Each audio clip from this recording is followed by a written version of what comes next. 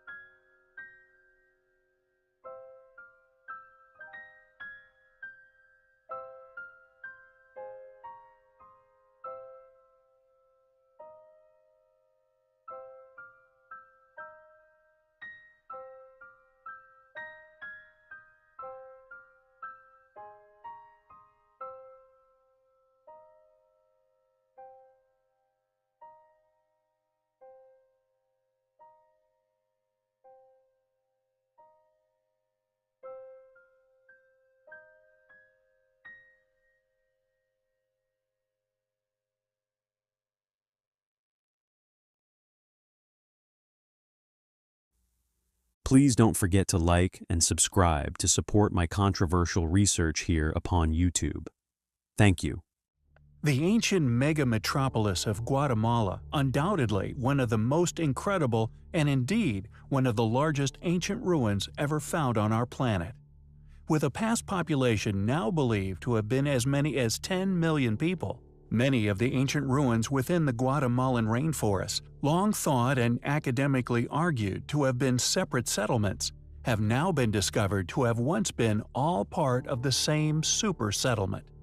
However, although incredible discoveries have been made at the sites, in particular the incredible site of Tikal, including the ancient plaque depicting a seeming cataclysm, have all been found at the site, yet what was discovered most recently is no less incredible and may also depict a war between these differing concentrations of people within its many ancient settlements. A giant frieze, or frise if you will, 8 meters wide and 2 meters tall, has been found within an ancient pyramid long hidden, buried within the rainforest, found along the exterior of a multi-roomed rectangular building within a 20-meter-high pyramid. It was created in a style now long attributed to the Maya. The carving depicts human figures in a seemingly mythological setting, suggesting it may depict deified rulers.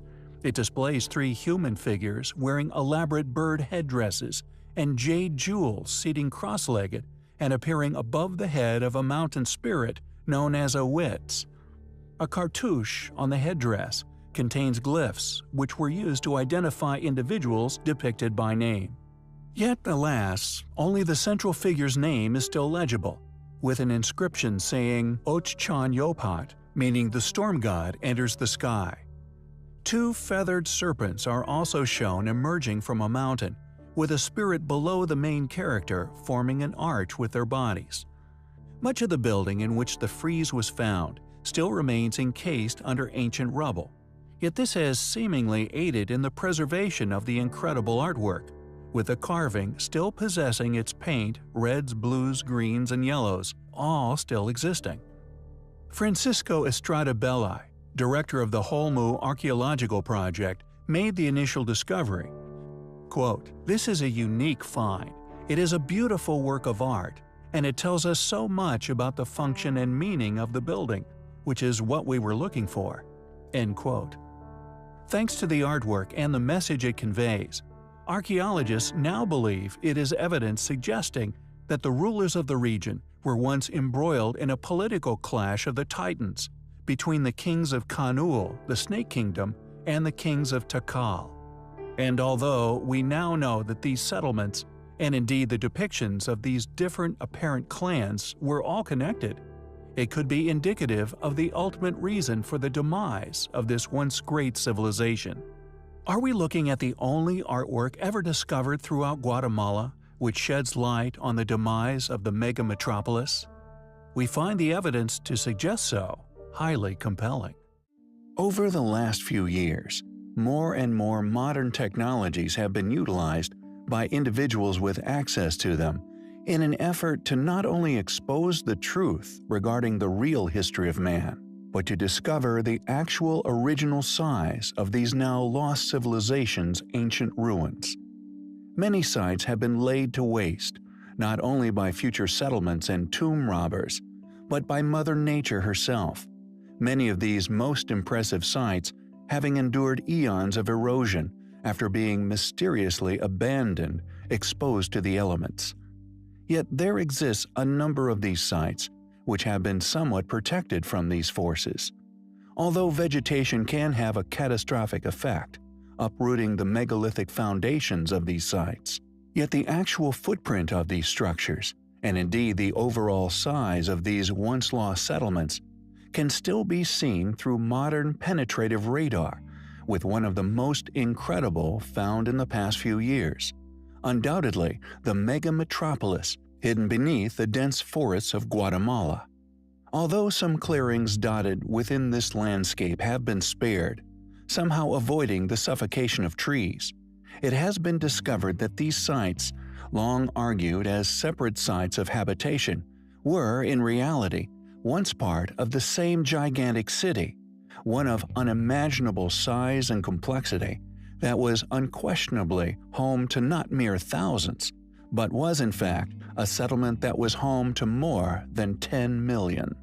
Yet although this reality is a compelling, supportive fact regarding our own beliefs, in regards to a far greater, now hidden, and widely ignored history of mankind, there are still features of this ancient site that is still attempted to be ignored, overlooked, and hopefully concealed from the majority of the world's population, ultimately avoiding them questioning the true reality of what they have been taught, and the possible truth regarding our history, which these sites could provide to all those who gaze upon them.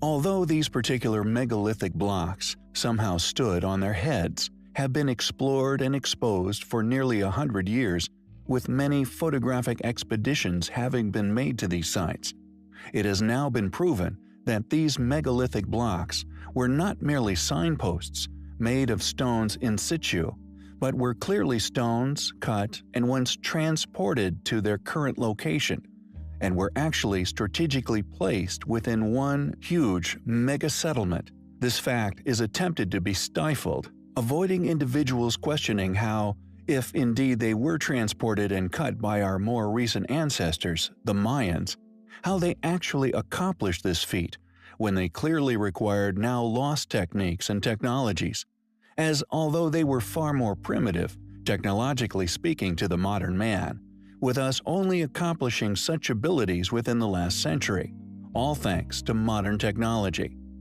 This is clearly an identifying feature which exposes the true capabilities of the builders of this enormous city, and the fact that although academics would like to argue that it was merely a Mayan settlement, It possesses, like so many other astonishing sights on Earth, as yet unexplained enigmas, which not only fly in the face of this explanation for their origins, but actually suggest that they were merely re-inhabited by the Mayans, allowing archaeologists to point the finger at such a group due to their archaeological fingerprint having been left at the location. Sites which were in fact built by a now lost, yet once highly capable ancient civilization, that due to their immense age has now been lost to history, like so many of their ancient settlements, lost to the sands of time, with only the foundation of which now survive, thankfully exposed by modern technologies. Who were these ancient people? How, or indeed why, did they move and cut such enormous, enigmatic ancient megaliths within this enormous, now lost city? It is a place which we find highly compelling. Danehole, yet pronounced Danehole after the Danes. Intriguingly, their purpose, although almost exclusively cut into chalk strata, is completely unknown, and although claimed to have been created by an invading party, were solely created within Kent and South Essex, consisting of a small vertical entry tunnel, which then opened into what could be described as spacious multi-room living quarters, with the largest inner chambers measuring some 18 feet wide, and some set at a depth of over 80 feet, particularly those found in Hangman's Wood, Essex, which, interestingly, is now known as a site of special biological importance. These unusual chambers have baffled all who have investigated them. Undeniably dating prior to the documentation of history in England, cut into an unusually hard variety of chalk, all of which showing no deer horn, metal or flint tool marks, or any of the stone cutting, and many individuals who have investigated the inner chambers have concluded that the Daneholes must have been cut into individual cube blocks and then somehow extracted from the chambers. How this was achieved, however, is yet another mystery. Thankfully, due to Hangman's Wood being a preserved area, more than 50 Daneholes still exist within the 3-hectare site. What were the Daneholes used for? Who could have built them? Were they, like a number of other underground chambers we have covered in the past, found the world over, once built to be lived in, clearly attempting to shield oneself from an exterior threat? If so, why? Were ancient peoples in the UK also attempting to hide from something? An initial investigation of the Daneholes was undertaken in the 1800s, with almost nothing regarding the investigation into their origins having been undertaken since. Although, fortunately, they are now receiving independently funded attention, the results of which will be available soon. We will, of course, keep you posted. Who dug the Daneholes? What were they used for? We find said questions highly compelling.